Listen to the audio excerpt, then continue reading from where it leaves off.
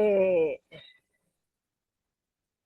Fíjense, cuando se comenzó a hacer ya el análisis de diferentes situaciones eh, bioéticas, que no era tan fácil responderlas desde los principios tradicionales, fueron surgiendo pensadores, filósofos que han ido introduciendo diferentes enfoques, particularmente el de la ética de la responsabilidad. eh, para mí es un enfoque muy, muy interesante porque es el que nos pone al frente de cuál es nuestro rol, qué es lo que asumimos en cada uno de nuestros actos. Igual pasa cuando estamos dentro cuando se van a hacer análisis de tipo, un ejemplo, todo lo que tiene que ver con el desarrollo tecnológico, lo que es el cambio climático y los factores que han ido interviniendo. eh, Esta es una de los principios que más se estudia. También está el principio de precaución y el de prevención. Sobre este principio han hablado diferentes autores. Todo esto es reciente, de manera que nada de esto está totalmente construido. Lo que sí es que todos los profesionales del área de la salud que actuamos en función de la promoción, la prevención, el tratamiento, los cuidados de la persona, del colectivo y de la familia, representamos profesiones de ayuda. Es decir, que aquí están todos los que intervienen de alguna manera dentro de los procesos de salud. Yo en mis clases a arquitectos e ingenieros siempre se los digo, inclusive ellos forman parte del equipo. Ya hoy en día, dentro de un enfoque de la humanización, ya no podemos limitarnos a calcular la resistencia a las dimensiones, sino que también, más bien tenemos que focalizarnos es en la persona que permanece y que es alrededor de la cual deben de eh, circular todas las actuaciones. Eh, Esto es algo que tenemos que tener muy presente porque lamentablemente cuando se habla de la planificación y el diseño, la organización de los hospitales, poco se hace pensando en el paciente o en la familia. Se piensa más en el equipo de salud que trabaja en él. Y eso hace que cuando queremos evaluar la calidad, el impacto, la percepción de cómo la persona se siente, encontramos que hay muchos choques y ruidos, puntos que no pueden ser seguir viendo desde esta perspectiva. Como profesionales de la salud, tenemos una serie de características. Antes que nada, un compromiso hacia los que vamos a ayudar, un compromiso con nuestro gremio, con nuestra institución. Tenemos que actuar indudablemente con un basamento científico. Debemos de ser capaces de revisar, perfeccionar nuestra práctica día a día. Debemos de estar inspirados en una ética profesional y conocer muy bien cuál es nuestro campo específico de acción. Pero también dentro de esa ética y dentro de lo que es ese actuar profesional, somos responsables de todos los actos que realizamos. Cuando se habla de responsabilidad, entonces encontramos que es responder por los actos. ¿A quién? ¿Ante quién? Ante otra persona, ante los grupos, el Estado. Pero hay algo muy importante, que es nuestra conciencia. Esto tiene mucho que ver con lo que cuando analizamos por qué se comportan de determinada manera ciertas sociedades.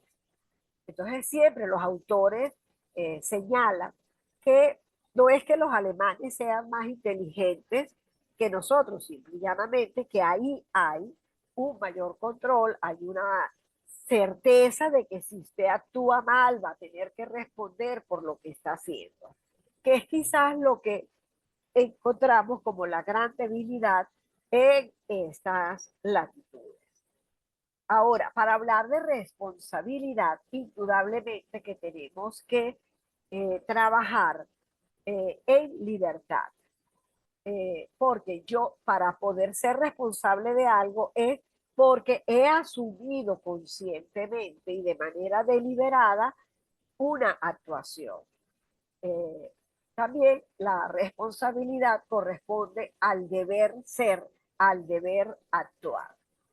Por eso es que tenemos dentro de nuestros ejercicios profesionales leyes de ejercicio, códigos de ética, tenemos las leyes, todo, que de eso habla más. Ahora, hay algo muy importante que es desde el punto de vista de lo individual.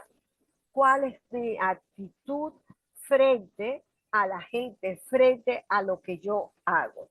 Adela Cortina, un ejemplo, cuando habla de por qué asumimos en determinado momento una determinada, eh, asumimos un valor o asumimos el apegarnos a ciertos elementos. Entonces ella plantea de que eso se hace cuando uno de verdad lo identifica, quiere actuar de acuerdo, en concordancia con eso, cuando lo internaliza y lo introduce dentro de todos sus actos y que procura en todo momento su aplicación, su consideración. Ahora, ¿por qué es que nosotros actuamos? Entonces podemos actuar bien sea buscando la alabanza o el reproche. Pero dentro de esta situación siempre sería interesante que fuera más que la misma alabanza, sería esa conciencia de saber reconocer cuál es ese deber ser, cómo es que yo debo representar este grupo profesional que represento. Ahora, según como sea la, la conducta, la actuación que se haya desarrollado, esto va a traer indudablemente una compensación que puede ser una recompensa o puede ser la culpa. Claro, y nosotros lo vemos como la recompensa en muchas ocasiones es como la sociedad misma, nuestros gremios nos reconocen, nos señalan, pero también la culpa que es de lo que va a tratar. Ahora, cuando se habla de responsabilidad, se tiene que cumplir con algunas condiciones. Ya la libertad, que ya la habíamos señalado, que es el obrar propio, en donde la persona tiene el control y está preparado para tomar las decisiones. Ahí tiene mucho que ver con el autoridad de cada persona. Pero también está la voluntad.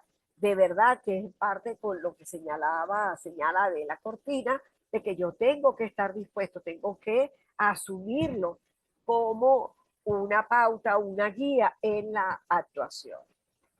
Atañe a la persona, al individuo, eh, debe de desarrollarlo, ejecutarlo, por eso es que es algo activo y puede tener involucrado la intención, pero a su vez los hechos. Y indudablemente que las consecuencias. Entonces, algo que tenemos que estar muy claro es que si yo no estoy claro de cuáles son las consecuencias, entonces es quizás una actitud la toma de decisiones sería hacia revisar cómo evitar que las consecuencias vayan a ser de, de daño o en perjuicio de la persona que pretendemos ayudar. Ahora, Jonas, él plantea un imperativo que dice, actúa de tal modo que los efectos de tu acción sean compatibles con la permanencia de una vida humana. Él, claro, plantea esto focalizado en todo lo que es el desarrollo tecnológico y todos los cambios que día a día nos vamos enfrentando. Es decir, no pongas en peligro la continuidad indefinida de la humanidad en la Tierra. Pero en nuestro caso, cuando estamos ubicados dentro de eh, un actuar profesional, es nos quedaríamos con el actúa de tal modo que los efectos de actuación sean compatibles, yo diría, con el bien del otro. Y aún así, a veces nosotros, desde cada uno de nuestras actuaciones, sin que sea nuestra intención, a lo mejor por desconocimiento, podríamos estar actuando colocando en riesgo inclusive la humanidad. Eh, en la misma medida que se van eh, desarrollando todos estos procesos, que se van generando una serie de desechos, eh, la situación de nuestro planeta Tierra se va haciendo cada vez más delicada, más compleja. Ahora, cuando hablamos de la responsabilidad, tenemos que ubicarnos en las dos dimensiones, en lo interno, es decir, la parte, el componente bioético, y en lo externo, lo legal, lo que se nos impone. Vamos a ver, claro, yo siempre le planteo a mis alumnos que ojalá que actuemos más guiados por un deber ser, más por aplicar una regla de oro y no por cómo evito una sanción, cómo evito ser excluido de una parte de mi desarrollo profesional. Ahora, cuando hablamos de responsabilidad, esta la podemos encontrar en dos dimensiones, la individual y la colectiva. Por eso es que tenemos que cuidarnos de ser competentes, de ser conocedores de la organización del trabajo y velar porque este sea el garantizador de que los procesos se den de la manera más fluida, saber qué se puede delegar, porque no todo se puede, y tenemos por eso que ser muy, muy claros con respecto a quienes nos rodean. Eh, Tolerar la incompetencia, esto es algo que tiene que ser visto con mucho cuidado, porque a veces se ha confundido lo que es el cómo cubrimos una falla de un colega, de un compañero, quizás para que no se sepa porque es posible, bueno, ojalá que no haya una queja, pero esto hay que cuidarlo mucho porque indudablemente que estaríamos transgrediendo ese deber ser.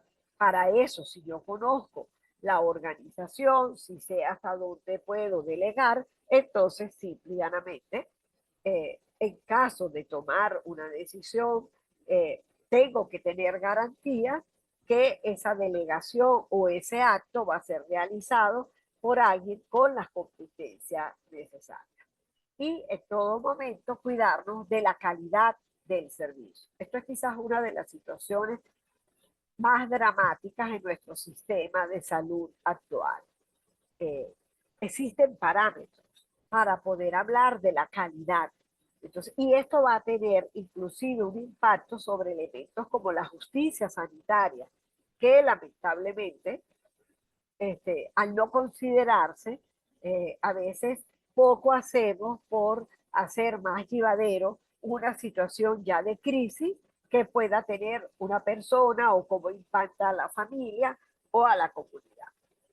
Y desde el punto de vista de la responsabilidad colectiva, entonces tenemos que ser capaces de trabajar en equipo, tenemos que ser unos grandes eh, investigadores de nuestros procesos, de cómo poder mejorar y perfeccionar lo que es nuestro actuar cotidiano. No conformarnos con que esto se hace así. A mí, yo tengo ahorita mucha relación con los bancos de sangre y a mí algo que me preocupa es que todo el mundo dice, no hay sangre, pero cuando vamos a ver cuáles son los criterios de organización, cuáles son los procesos, cómo se recibe al posible donante, uno dice, pero es que con razón no hay sangre, es que estamos actuando para que no lo haya. Entonces, claro, por eso somos quizás el país que más trabaja con reposición, no con la donación voluntaria, que es la manera más justa de poder responder a las necesidades de, de sangre. Y que esto va a ser así hasta que el desarrollo tecnológico no nos dé otra alternativa. Y luego también tenemos que conocer muy bien las políticas sanitarias, porque indudablemente que ellas van a representar una guía y un parámetro por el cual no podemos desconocer. Entonces, para poder ser libres y actuar responsablemente, tenemos que desarrollar nuestra autonomía profesional y saber que respondemos de nuestras acciones ante la persona, la sociedad y la profesión. Ahora, ¿ante quién somos responsables? Muchas veces esto genera inquietudes. ¿Es ante la persona que estamos procurando ayudar o es hacia la institución? Entonces, esto lo debemos de conocer muy bien. Si sabemos para qué estamos, sería más fácil poder definir ante quién debemos responder. Claro, existen maneras de cómo abordar este conflicto para evitar entonces que haya situaciones que puedan atentar contra nosotros. Pero aquí hay que tener mucho, mucho cuidado porque a veces se crean normas que pueden colitar totalmente con los principios más elementales de cualquiera de nuestras profesiones. Entonces, ¿hasta dónde vamos a asumir algo que porque así me lo impone? Cuando nosotros sabemos muy bien que somos desde lo personal responsables de nuestras acciones. Ajá. ¿Cómo debemos entonces evitar este conflicto? Bueno, primero, siempre orientarnos hacia que procuramos un bien, eh, cuidarnos que hayan criterios bien definidos para que no hayan situaciones en donde hay que tomar decisiones sin un análisis bien detallado y buscar que esto sea conocido por todas las instancias. Mantenernos al día, actualizados y revisar las condiciones de trabajo. Hoy hablábamos casualmente de las condiciones de nuestros hospitales, muchos sin agua, así cómo hacer, cómo poder utilizar un desinfectante, un antiséptico, cómo a veces no hay los medicamentos o los laboratorios están, ni siquiera digo que a un cuarto de marcha, a veces es mucho menos. Lógico que todo esto eh, tiene que ser conocido, abordado y asumido en equipo. Y por último, una frase de Gómez Sancho que siempre, siempre me gusta, es que si puedes curar, cura. Si no puedes curar, alivia. Y si no puedes aliviar, consuela. Entonces, siempre vamos a poder hacer algo, siempre vamos a poder ayudar al otro, pero lo importante es que nos ubiquemos desde ese deber ser. Gracias.